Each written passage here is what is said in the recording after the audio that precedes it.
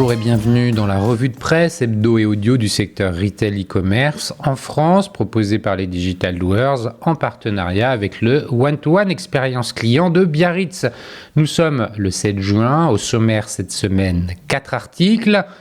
En interdisant sa publicité, l'État veut ralentir la fast fashion, à lire sur e-commerce mag. Fraude et cybersécurité, les bons réflexes pour faire face à une menace en constante évolution, à lire toujours sur e-commerce mag. Comment Beaumanoir intègre les marques Boardrider à sa stratégie de diversification, à lire sur République Retail. Shein lance une plateforme de revente de vêtements en France, à lire sur Fashion United. Je vous le rappelle, sur le site lesdigitaldoers.com, vous avez accès à une revue de presse éditée sur LinkedIn et qui rassemble les articles publiés dans la semaine sur les sites de news de notre écosystème. Vous pouvez vous y abonner pour recevoir chaque vendredi un digest de l'actualité dans votre boîte email. De cette revue de presse, je vous lis sans interprétation une sélection de quelques articles qui m'ont semblé pertinents à partager. Je vous souhaite donc une bonne écoute, évidemment, toujours sans coupure. En interdisant sa publicité, l'État veut ralentir la fast fashion, à lire sur e-commercemag.fr en date du 5 juin. Adoptée à l'unanimité en première lecture à l'Assemblée nationale, la loi portée par le groupe Horizon vise à décarboner l'industrie textile en limitant l'impact de la fast fashion. Pour cela, elle prévoit notamment d'interdire aux acteurs de la fast fashion de faire de la publicité. En mars 2024, l'Assemblée nationale adoptait à l'unanimité et en première lecture la proposition de loi portée par le groupe Horizon visant à ralentir donc l'impact de la fast fashion. Ce texte a pour objectif de renforcer les mesures déjà prises pour décarboner l'industrie textile contenues dans la loi AGEC. En plus des bonus et malus écologiques, et de l'obligation d'informer les consommateurs de l'impact environnemental des produits, l'article 3 du texte prévoit une interdiction totale de la publicité pour ces marques. Pour Anne-Cécile Violent, députée de la 5e circonscription de la Haute-Savoie, qui porte cette loi, cette mesure est primordiale car la fast fashion, au-delà de son rythme de production, se distingue par un marketing agressif. C'était ma ligne rouge, commandent-elles les Républicains. Ne voulaient pas de cet ajout au texte, mais nous avons tenu bon afin de protéger notre jeunesse qui est soumise chaque jour de manière éhontée à la tentation de la surconsommation. Puisque les stratégies marketing des grands acteurs de la fast fashion passent majoritairement par les réseaux sociaux, c'est la cible principale de cette interdiction. Ainsi, à partir de la date d'adoption complète de la loi, chaque publicité de fast fashion sera passible d'une amende. Une somme de cette pénalité sera d'un minimum de 15 000 € pour une personne physique afin de limiter les collaborations entre les marques de mode rapide et les influenceurs et de 150 000 € pour les personnes morales. Nous prévoyons même d'aller jusqu'au montant de la campagne promotionnelle, précise Anne-Cécile Violent. Ainsi, si Shein paye 1 million d'euros pour un spot publicitaire, le média le diffusant pourrait être contraint de reverser cette même somme à l'État. Définir la fast fashion, une affaire de décret. Avant de pouvoir appliquer cette mesure qui sera votée avec le texte dans son ensemble par le Sénat, avant de passer en commission paritaire, il faudrait définir clairement ce qu'est la fast fashion. Cette définition se fera par décret qui prendra en compte différents critères. Les deux conditions majeures pour être considérée comme enseigne de fast fashion résideront alors dans la récurrence du renouvellement des collections qui engendre la massification de la production à faible coût, mais aussi l'agressivité marketing. Alors, lors de la rédaction de ce décret, il y aura nombre de subtilités à prendre en compte. Si vous prenez l'exemple de Decathlon, qui a un nombre conséquent de renouvellements de références, la distinction qui n'en fait pas, à mon sens, une enseigne de fast fashion et la durée de commercialisation de son offre, détaille Anne-Cécile Violent. La marque de sport française travaille sur un temps plus long qui va jusqu'à 3 ans, alors que Shein ne laisse ses références de vente que quelques jours. Si ce décret n'est pas encore finalisé, Anne-Cécile Violent précise qu'il devrait faire la distinction entre la fast fashion et l'ultra fast fashion. Sur ces critères, nous pouvons par exemple faire la différence entre des enseignes comme H&M et Zara, qui n'ont pas le même rythme de production que Shein ou Temu par exemple. La définition décrétée servira donc à déterminer où se place cette frontière. L'inquiétude de l'Alliance du commerce. Si ce décret n'est pas encore rédigé, il fait déjà débat chez certains acteurs du retail.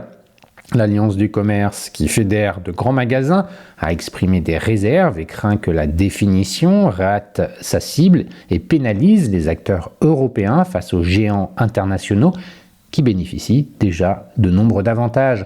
En effet, pour Johan Petitot, directeur général de l'Alliance du commerce, si des réglementations autour de la fast fashion sont nécessaires, ce n'est pas uniquement pour des raisons de décarbonisation de l'industrie du textile, mais aussi pour rendre le marché du prêt-à-porter plus équitable pour les entreprises françaises. Il donne l'exemple des tarifs douaniers européens. Tous les colis qui nous parviennent depuis l'extérieur de l'Europe ne sont pas tenus au seuil douanier de l'UE qui est de 150 €. Les dirigeants de l'Alliance du commerce précisent que la fédération sera très vigilante sur le seuil fixé pour ce qui est du nombre de références. L'idée est que ce décret ne vienne pas pénaliser des acteurs implantés en France qui sont en pleine transformation de leur chaîne de valeur vers une démarche plus responsable et plus durable, commente-t-il. Il précise cependant qu'il ne voit pas l'interdiction de la publicité d'un mauvais œil. Au contraire, cette mesure veut sanctionner les acteurs aux pratiques de renouvellement très rapides. Si le seuil qui définit cette rapidité est bien fixé, nous n'y sommes absolument pas opposés. Pour Anne-Cécile Violent, la question ne se pose pas. Elle veut que cette loi pénalise l'ultra fast fashion, mais prenne en compte les retailers qui cherchent à améliorer l'empreinte carbone de leur industrie. Lors de l'écriture du texte, nous avons auditionné plusieurs acteurs de la fast fashion, détaille-t-elle. Les représentants d'H&M et Zara, par exemple, sont venus à cette audition avec l'envie de faire mieux et la compréhension de ce que nous cherchons à faire. L'entretien avec Shein était bien différent. Le géant chinois de l'ultra fast fashion a entièrement nié ce statut, puisqu'il revendique de ne produire qu'à la demande, à l'aide d'outils de prédiction nourris à l'IA. Le retailer soutient n'engendrer aucun déchet. Ils n'ont pas voulu entendre que les prix bas et la surconsommation de leurs produits entraînent des quantités de déchets très importantes, se désole la députée. C'est justement pour ces subtilités que la définition par décret va jouer un rôle majeur dans l'application de cette loi. Changer les façons de consommer. Si l'interdiction de la publicité pour la fast fashion divise, l'agence de communication The Good Company affiche son soutien à cette loi. Dans notre combat pour une communication à impact positif sur la planète et la société, le fait que les législateurs se décide à réglementer ce secteur est un véritable plus, explique Louis-Philippe Trépanier, directeur de la stratégie de l'agence. Mais pour lui, le volet le plus intéressant de la loi est l'obligation d'informer le consommateur. En effet, si le marketing agressif des acteurs de l'ultra-fast fashion porte ses fruits, il estime que c'est en partie à cause d'un manque de connaissance de l'impact du marché. Temu ou Shein, c'est presque de la mode sur demande, commente-t-il. Leur puissance algorithmique et leur supply chain extrêmement bien huilée leur permettent de produire 7200 nouveaux modèles textiles chaque jour. C'est astronomique. Derrière cette production gigantesque qui pousse à une consommation débridée, il y a un impact. C'est très important de le rappeler aux consommateurs. Bien que Louis-Philippe Trépanier voit cette loi d'un très bon œil, il s'inquiète de la suite. Ce sont des marques au modèle très agile. Elles réussiront à rebondir, notamment à l'aide de leviers digitaux. Pour lui, si la législation est une étape primordiale, il faut surtout changer le narratif de la consommation pour pousser à acheter de façon plus engagée et ainsi engendrer des changements sur le long terme. L'ambition du groupe Renaissance est qu'à terme, l'argent récupéré grâce aux pénalités serve à financer une mode plus vertueuse.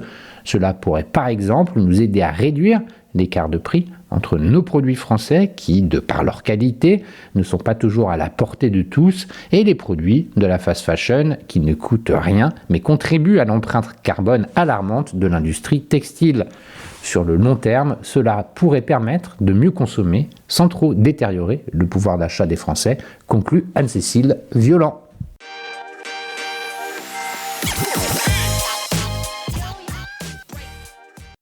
Fraude et cybersécurité, les bons réflexes pour faire face à une menace en constante évolution, à lire sur e-commercemag.fr en date du 7 juin. Le développement des transactions en ligne, contexte géopolitique tendu, perspective des Jeux Olympiques, les acteurs du paiement électronique doivent faire face à des défis majeurs en matière de cyber-résilience et de lutte contre la fraude. Selon le dernier observatoire de la sécurité des moyens de paiement, publié à l'été 2023, malgré la croissance des flux, la fraude recule de 4% en volume comme en valeur pour s'établir à 1,19 milliard d'euros de préjudice. La cause ?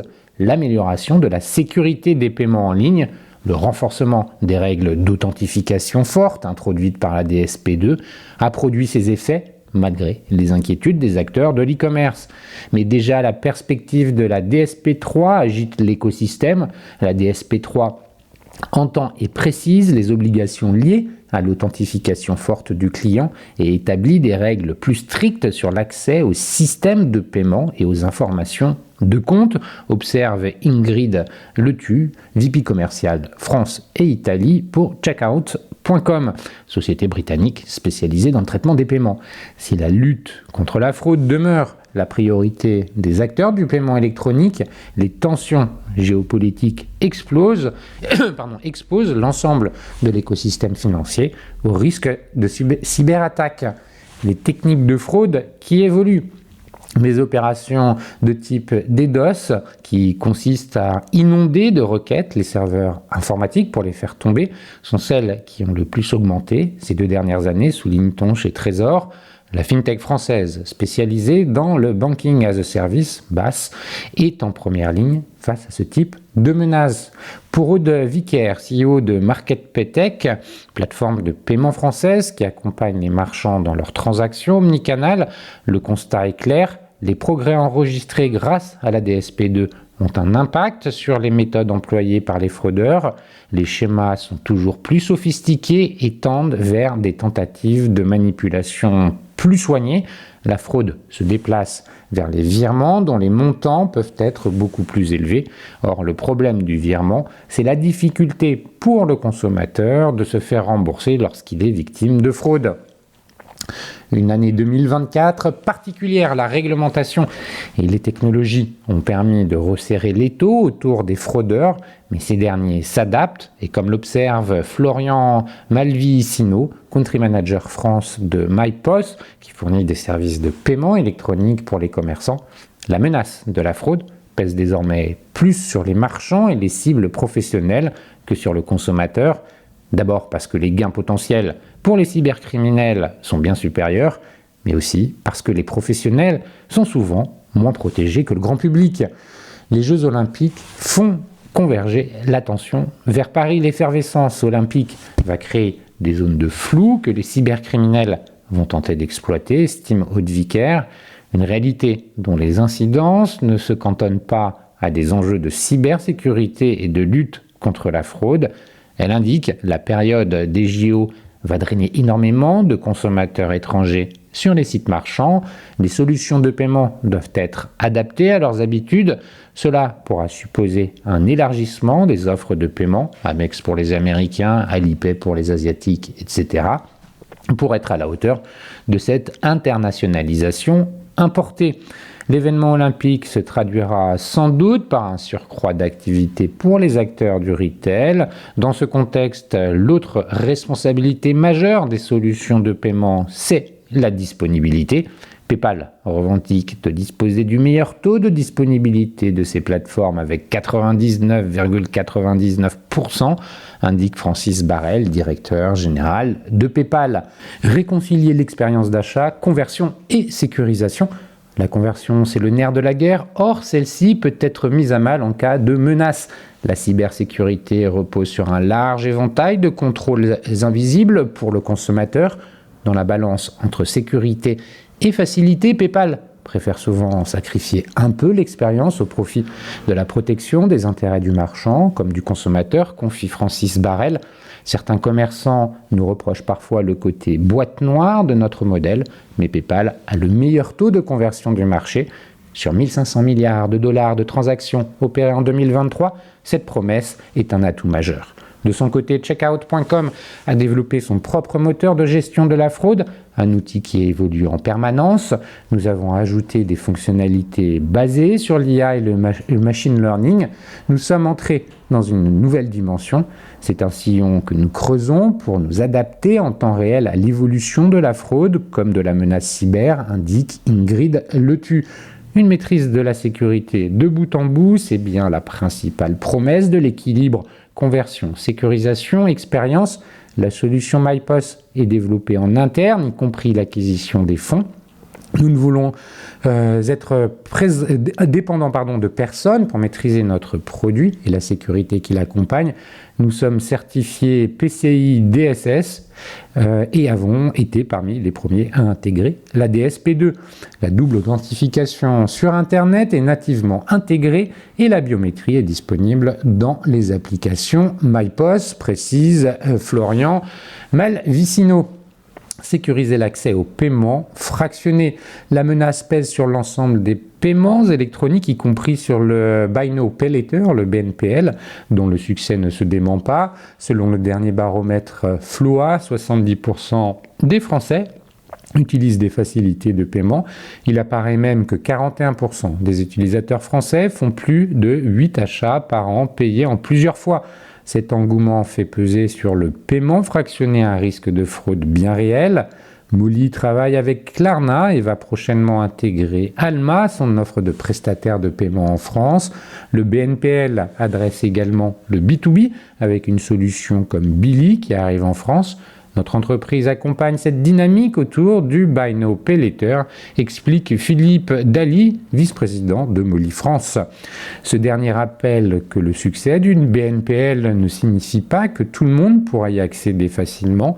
Il existe toujours une inspection du risque de crédit ou du défaut de crédit qui est réalisée par les acteurs du paiement fractionné et nous collaborons avec ces acteurs pour offrir un retour le plus rapide possible afin de maximiser l'expérience des consommateurs.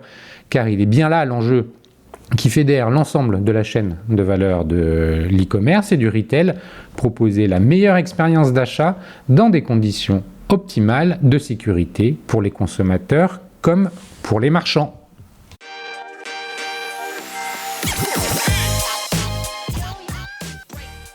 Comment Beaumanoir intègre les marques de Boardriders à sa stratégie de diversification, à dire sur République Retail en date du 5 juin.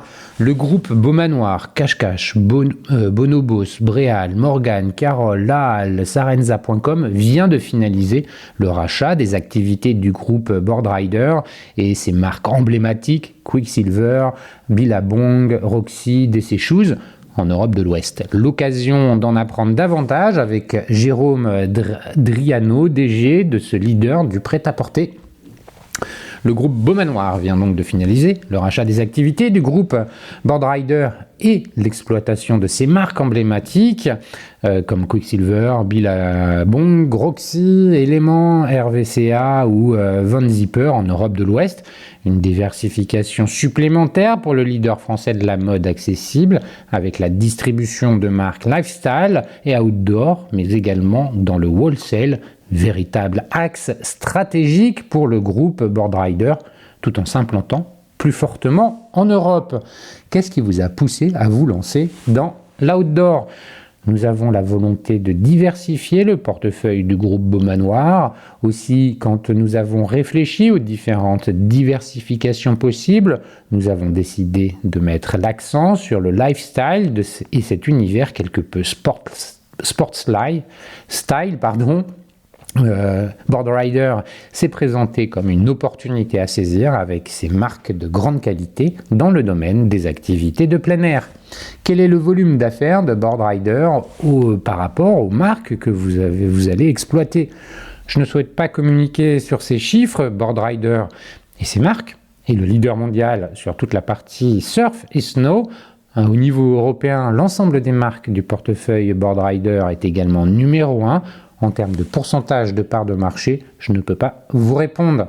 Quelle stratégie de développement allez-vous mettre en place? C'est bien sûr d'intégrer ces marques au sein du groupe et leur permettre d'avoir une complémentarité dans ce qu'elles font très bien, développer des marques, avoir leur propre ADN, travailler avec des distributeurs. Nous allons leur apporter des compléments en travaillant mieux sur le retail, spécialité du groupe Beaumanoir, mais aussi sur le sourcing, le développement produit, la logistique et l'omnicanalité.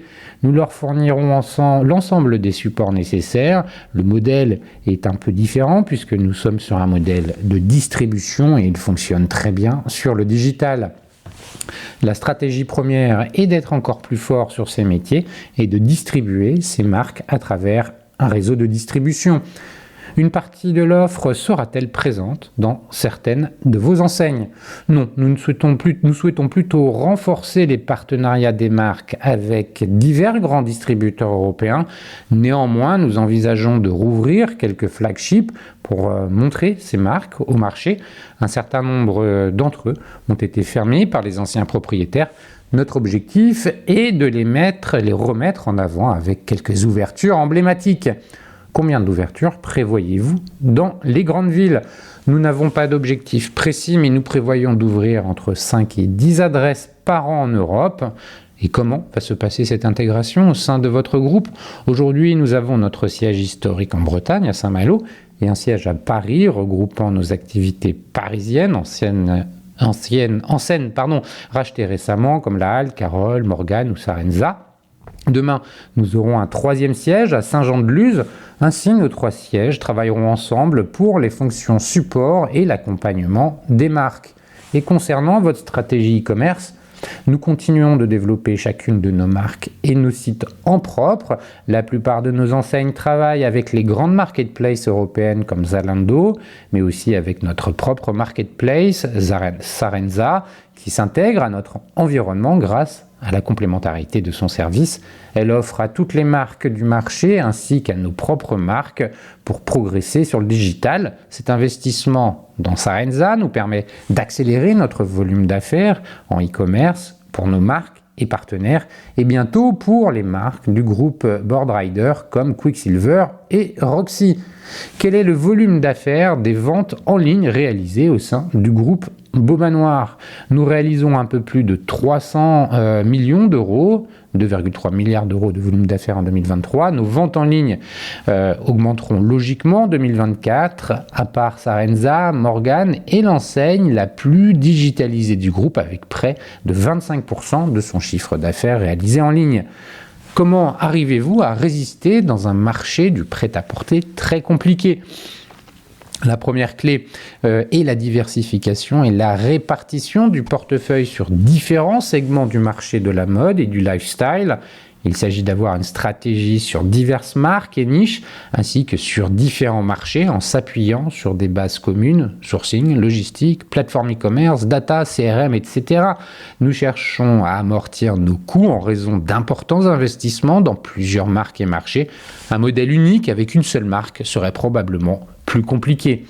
On parle beaucoup d'économie circulaire. Quelles sont les initiatives du groupe Beaumanoir sur le sujet? Nous avançons avec une politique forte sur toutes les matières premières éco-responsables. Nous cherchons toujours à être à la pointe et éco-conception, recyclage, etc. Il est crucial de trouver les bonnes filières. Comme d'autres, nous accompagnons le marché en intégrant un maximum de matières éco-responsables dans nos produits avec une feuille de route ambitieuse. D'ici 2030, 100% de nos matières seront éco-responsables. Nous testons également la seconde main, la réparation et la location Dans le marché de l'occasion, à part Vinted, personne n'a encore trouvé le modèle économique idéal, ce qui rend la tâche complexe. Aucun acteur ne peut travailler seul dans cet univers de la seconde main. C'est toute une économie qui se met en place avec divers prestataires que nous testons. Enfin, en investissant dans Boardrider, qui est au contact de la nature, de l'eau et des montagnes, nous soutenons des marques partageant ces valeurs et investissant dans ces sujets. Comment se passent ces premiers mois de l'année pour votre groupe ? Ce début d'année se passe très correctement au gré des météos pluvieuses et froides ou chaudes. Notre univers est très météo dépendant. Envisagez-vous d'aller sur d'autres segments ? Nous allons d'abord nous concentrer sur la réussite de ce premier pas, ce qui en appellera sûrement d'autres. En nous intéressant à ce segment du lifestyle, nous visons à saisir d'autres opportunités une fois que nous aurons intégré et digéré cette première étape. Quand vous regardez les enseignes actuellement en difficulté, est-ce que certaines peuvent potentiellement vous intéresser ? Je ne pense pas. Prenons l'exemple récent de Naf. Nous avions proposé de la racheter 2 fois par le passé. Aujourd'hui, cette enseigne a été détruite et il n'y a plus grand-chose à faire.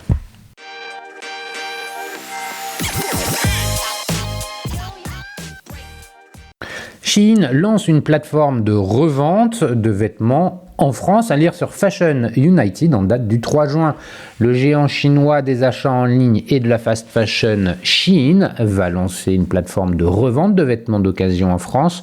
Premier pays d'Europe à proposer ce service, a indiqué aux Échos le président exécutif du groupe Donald Tung dans une interview publiée dimanche. Cette plateforme nommée Shein Exchange permettra de revendre uniquement des vêtements achetés sur Shein, contrairement à des alternatives de revente d'occasion comme Vinted ou Le Bon Coin.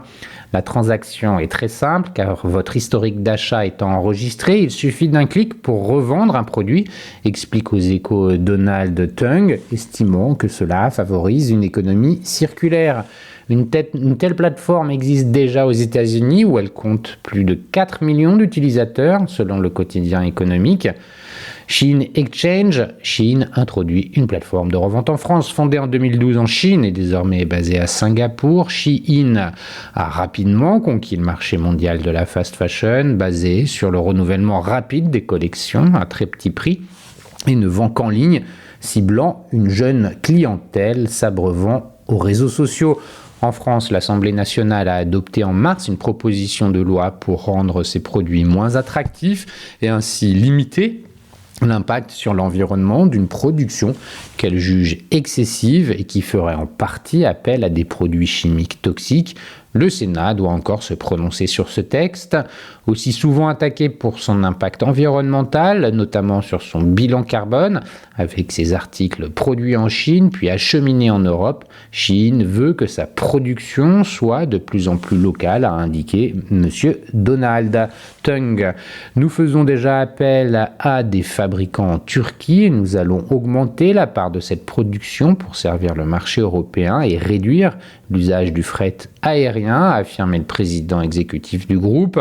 Interrogé sur une future introduction en bourse évoquée à de multiples reprises, le dirigeant a confirmé l'envisager, mais a précisé que le choix n'était pas encore arrêté entre la place boursière de Londres et celle de New York. Le Wall Street Journal affirmait en novembre que Shein avait déposé confidentiellement une demande d'introduction en bourse aux États-Unis.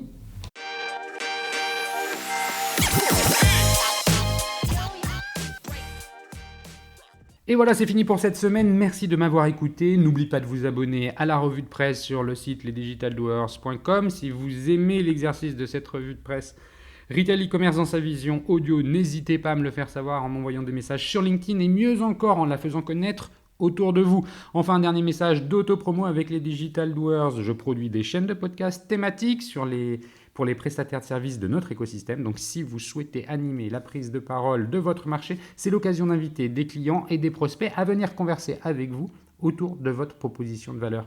Vous êtes intéressé, alors contactez-moi. D'ici là, portez-vous bien et à la semaine prochaine.